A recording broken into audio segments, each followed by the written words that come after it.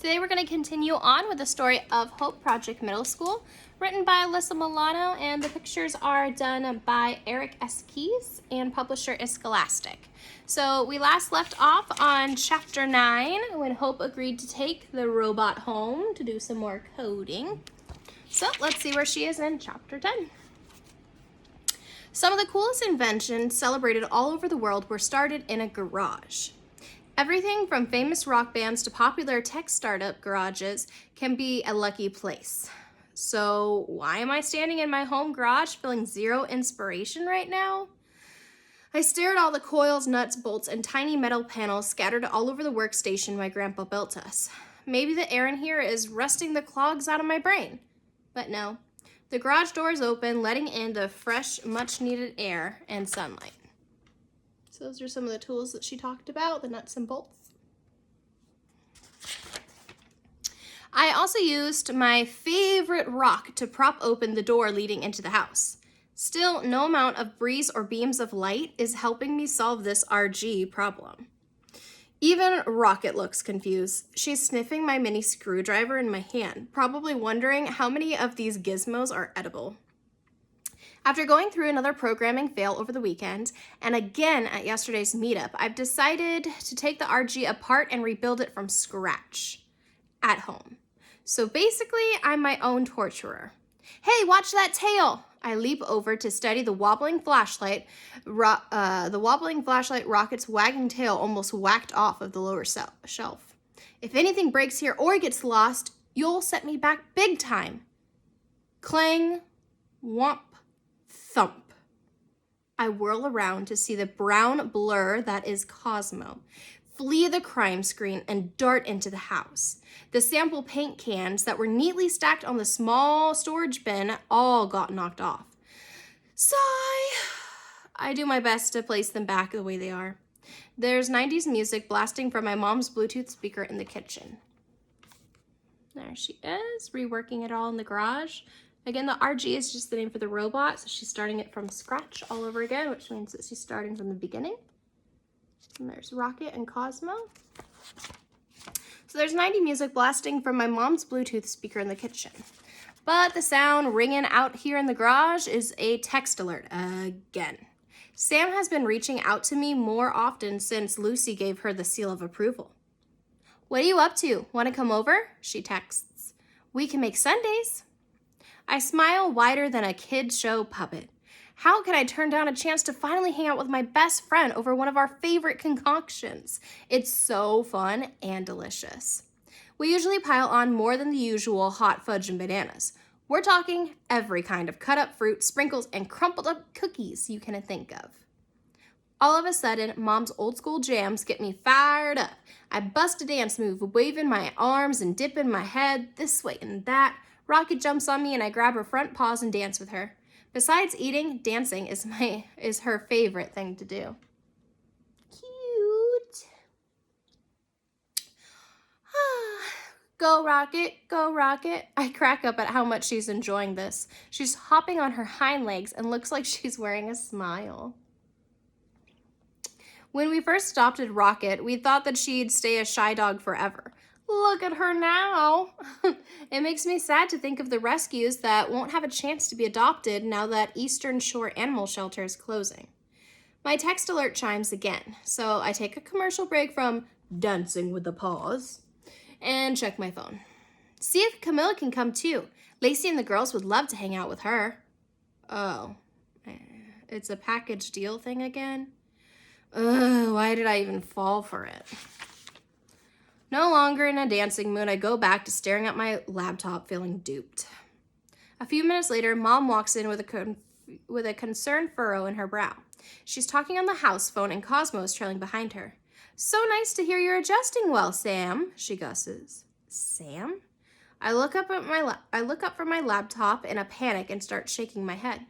Okay, well, hold on for just a second, sweetie, while I see if Hope is around, says Mom, who gives me a questioning look. I take things up a notch and wave my arms, no. Mom bunches her lips and heaves a sigh of disappointment. Let me get her to call you back when she's finished her project, okay, hon? She says goodbye to Sam and ends the call. Everything all right, Hope? My mom asked me gently. Why don't you want to talk to Sam? I'm kind of too busy. Too busy for one of your guys' Sundays? I shoot my mom a questioning look and wonder if she's psychic. That would be a super cool superpower. I wasn't digging. She volunteered a lot of information about all her topic ideas. That's no fun. I liked it better when I thought my mom was psychic. I'm busy with this project, I say. The whole science club is depending on me to get this right. How's it working out for you? I swipe my hand over all the gizmos I have to piece together. Not great.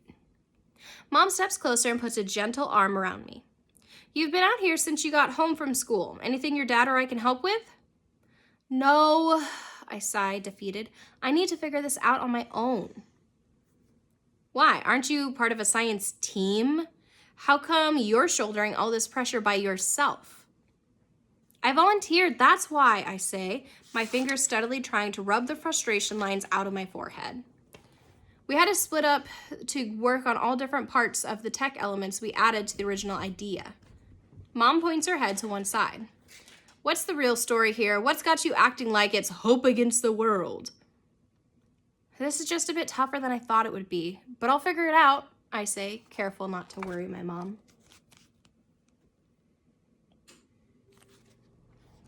I believe you can, but you shouldn't be afraid to ask for help. You know, when I was a student at JFK Middle, there weren't any girls in the science club at all. I'm proud of you. There are definitely more girls than when you were a kid. I just can't say we're listened to as much as we should be. Mom's back stiffens. What do you mean by that? It's probably just me being sensitive. I start screwing tiny wheels to the RG's chassis. I wouldn't discredit your feelings. If you're picking up on something, it's worth examining. Like, for example, do you girls feel heard by other members? I gave a high-pitched scoff. Ugh. Mom's jaw tightens, and her brown skin seems to be having a hint of glowing red. That bad, huh? I nod and shrug, my shoulders at the same time. Mom looks like she's restraining herself from jumping into her car and driving down to the school to hold a girl power rally. When she speaks again, her voice is an octave lower. Let me guess. This is why you volunteered for this big job.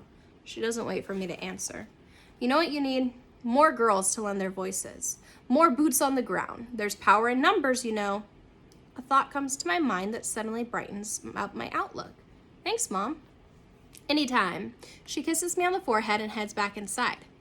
Mom is right, and I just happen to know a group of girls who are power boosted by one girl in particular. My first priority is to put this RG back together, but once I do, I plan to start a real-life chain reaction.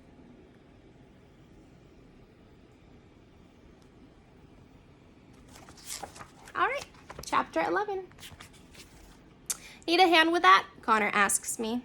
Finally, someone has noticed that I'm struggling to carry both my backpack and this oversized cardboard box with the RG inside to the school. And that someone is Connor? Yes, that would be great.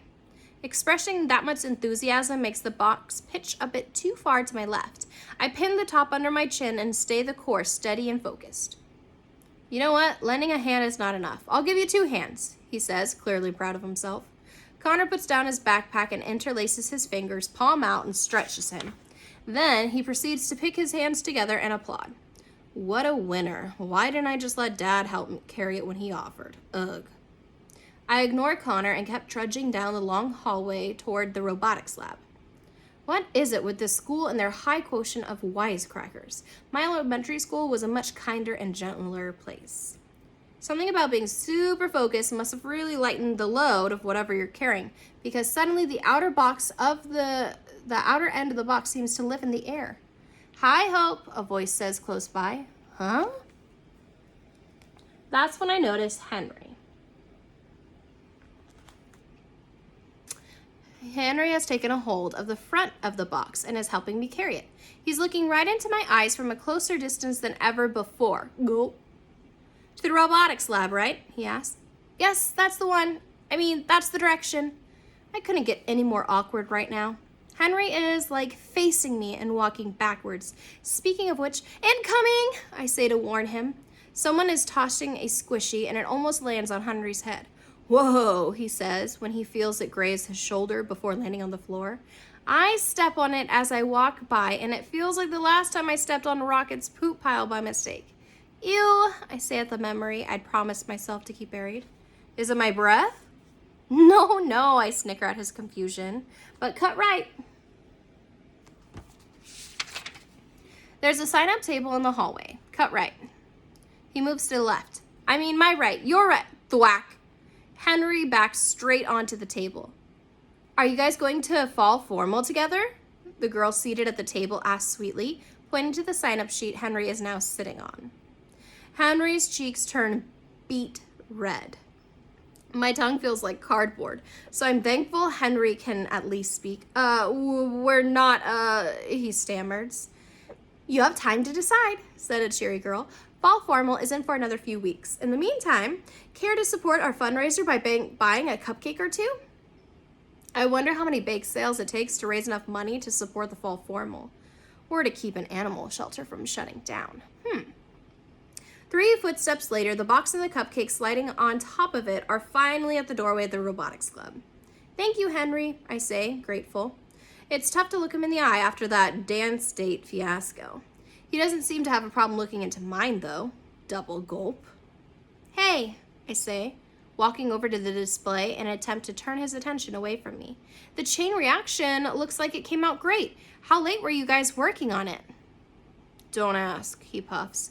I had my doubts about putting in too many automated features, but I'm proud of it. I hope everyone else is too. Henry mainly focused on all the manual elements of the chain reaction. I can tell from the fun details he's added on his own, including a gumball pit. It really does look amazing. Because you worked so hard on the RG, more people were freed up to help me and Camilla get this finished. Now that it's done, the amusement park setting has tiny people, cones of colorful cotton candy, and cute little signs like you must be this tall to get onto this ride. Wow. I can tell Henry is pumped about his work. Oh, and check this out, he says excitedly. He carefully leans forward, reaching over everything to flip on a switch by the wall. The blinking string lights come on and the amusement park music, as does the amusement park music. I can't stop grinning. Nice! I see the spot reserved for the robot. Good old RG is supposed to kick it all off by picking up a Lego block, masked as the amusement park entry fee, and handing it to the ticket collector. Henry walks me through the whole wacky chain reaction. Actually, he kind of mimes it. Sometimes stretching out his arms over his head, other times crouching Olympic skier style. He acts out the entire sequence of events like an animated storyteller. Here, let me set off the reaction for you to check out, he said. Wait, I hold up. Let me get my camera. Looks really cool.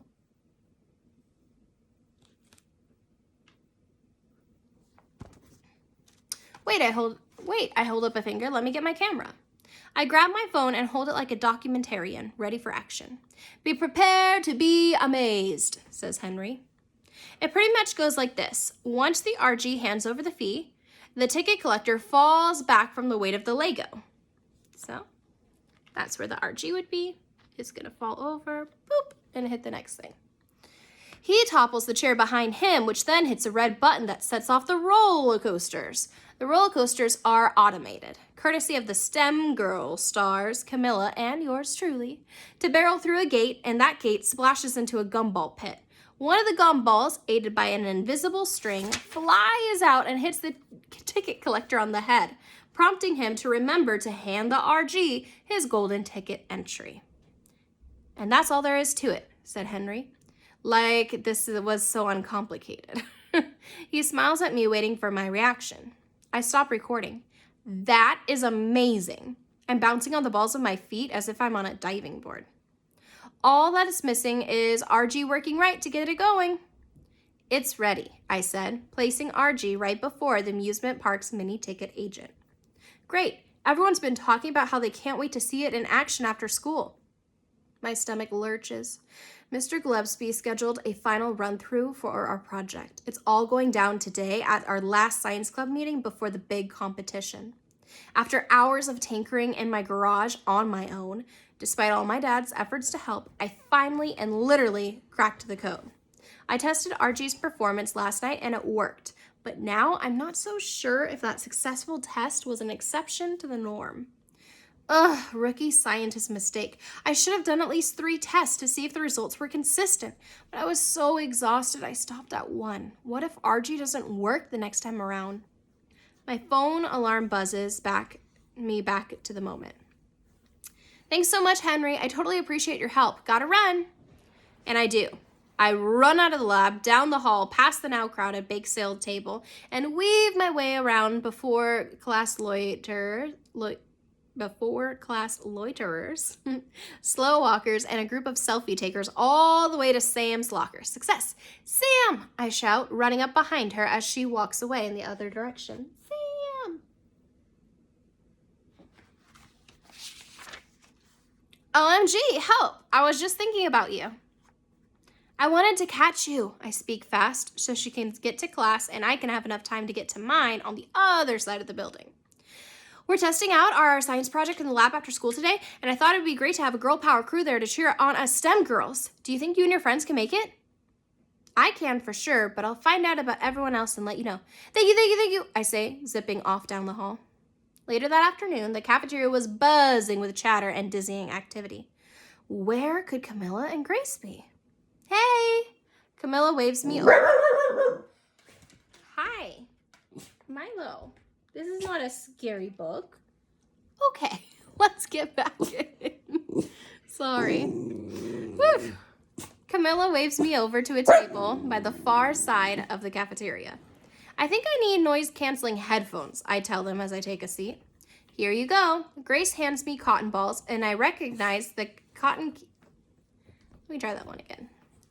Here you go. Grace hands me cotton balls I recognize as cotton candy props for our chain reaction display. I crack up and hold them to my ears, pretending they work. This is how we must sound to Connor, I joke as we snicker some more. I blame the bake sale fundraisers for all the noise. It's got everyone thinking about the fall formal and who's hanging with who and who's wearing what to the dance. Just then my phone buzzes. It's a text from Sam. The girls will be there, ready to cheer you on. Perfect! Oh no. Sam looks like she's got a tummy ache. Are you excited about the fall formal too? She asks. Because I'm too tired to pretend I am. No, it's not that. And why are you so tired? We were working so late on the amusement park. I was starting to regret not helping you with the RG. The display looks awesome. I just saw it. I wanted to pull my hair out, says Camilla. Not that anyone would notice I was missing, I tease. And that's the list of things that no one in Science Club would notice about us, Grace said, shaking her head. If Connor pretends not to hear me one more time, I roll my eyes. Grr, Camilla growls, her eyes all squinty. I bet you they won't ignore us today, I say, unzipping my lunch bag. I have a little something up my sleeve, I say mysteriously before taking a big bite of my PB&J sandwich. Tell us, Camilla leans forward. Are you going to add more tech to the amusement park? Asks Grace. I smile, pointing to my mouthful and shrugging. Grrr! Camilla growls again, but this time I'm the prey. I make my bottom lip tremble and cower and pretend fear, which only cracks them both up. I can only imagine how goofy I must look. But I can't help but laugh too.